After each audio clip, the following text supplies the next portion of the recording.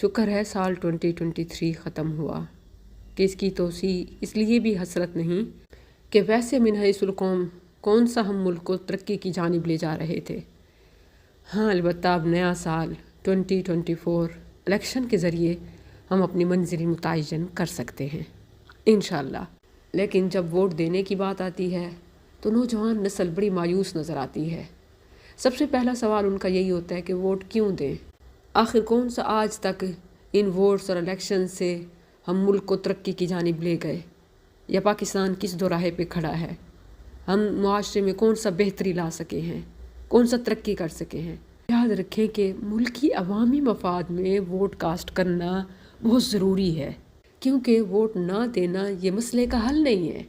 اس سے تو پھر آپ اپنے اغیار کے، مخالفین کے ہاتھ کھلے چھوڑ دیتے ہیں۔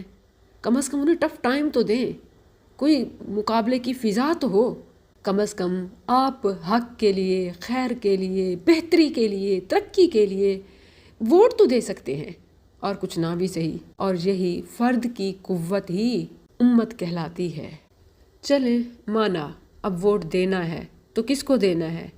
کیا انہیں جنہیں بار بار آزمایا ہوا ہے؟ جہاں تک آزمائے ہوئوں کو آزمانا ہے، جن کو بار بار کئی بار آزما چکے ہیں، پھر آزمانا خود اپنے ایمان کو مشکوک بنانا ہے، کیونکہ حدیث میں ہے لا یلدغ المؤمن من جحر واحد مرتین، مومن ایک سوراخ سے دو مرتبہ نہیں ڈسا جاتا۔ تو جن کو آپ نے بار بار آزمایا ہوا ہے، جن کی کرپشن زبان ست عام ہے، دنیا گواہ ہے، عالمی ریکارڈ ہیں، ان کو پھر آزمانا، پھر موقع دینا، یہ نہ تو عوامی مفاد میں ہے نہ ملکی مفاد میں۔ جہاں تک رہی ان کی تعمیرات کی بات، موٹر ویز کی بات، تو اب عوام ان چکروں میں آنے والی نہیں۔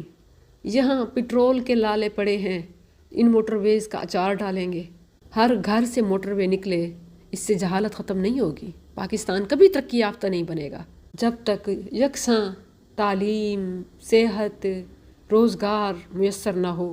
اور عالمی قوتوں کو وہ کیا جواب دیں جو عوام سے خطاب سکرین سے پڑھ کے دیتے ہیں؟ تو ان باتوں کو ذہن میں رکھتے ہوئے اب آپ جس کا انتخاب کریں اس کا منشور دیکھیں۔ اور ہاں یہ بھی اہم ہے، صرف پارٹی منشور کے دعووں اور لیبلز پہ نہیں جانا، کیونکہ ہمارے ہاں یہ سوائے دھوکے کے اور کچھ نہیں۔ وہ کیا نہیں جاتا جو لکھا ہوتا ہے، جو لکھا ہوتا ہے وہ ہوتا نہیں ہے۔ یہ بس ویسے ہی گاہک پھنسانے کے نعرے ہیں، جیسے سبزی والا کہہ رہا ہوتا ہے 100 روپے میں لگا دیا، 100 روپے میں لے لو، 100 روپے میں لے لو، جاؤ تو شاید 100 روپے پاؤ۔ اور الیکشن میں تو یہ پاؤ بھی نہیں ہوتا۔ یہ ووٹ ایک امانت ہے، یہ ایک شہادت بھی ہے، اور یہ ایک وکالت بھی ہے، اور یہ مشاورت بھی ہے۔ تو دینی لحاظ سے بھی اس میں بڑی اہمیت ہے۔ ووٹ کو ضائع مت کریں، لیکن دیانتدار شخص کا انتخاب کریں جو اپنے قول کے ساتھ فعل کا بھی سچا ہو، کہ جس کے اکاؤنٹس، بینک بیلنس کم از کم باہر کے بینکوں میں نہ ہوں، کہ اپنے ملک کے قرضے اتارنے کے لیے ہم عوام پہ ٹیکس لگاتے ہیں، لیکن جن کے اپنے اکاؤنٹس بھرے پڑے ہیں پھر ان کو پھر سے ہم سر کا تاج بناتے ہیں، وزیر اعظم کی کرسی پہ بٹھاتے ہیں۔ اپنی نسلوں کے ساتھ یہ ظلم اب نہیں کرنا۔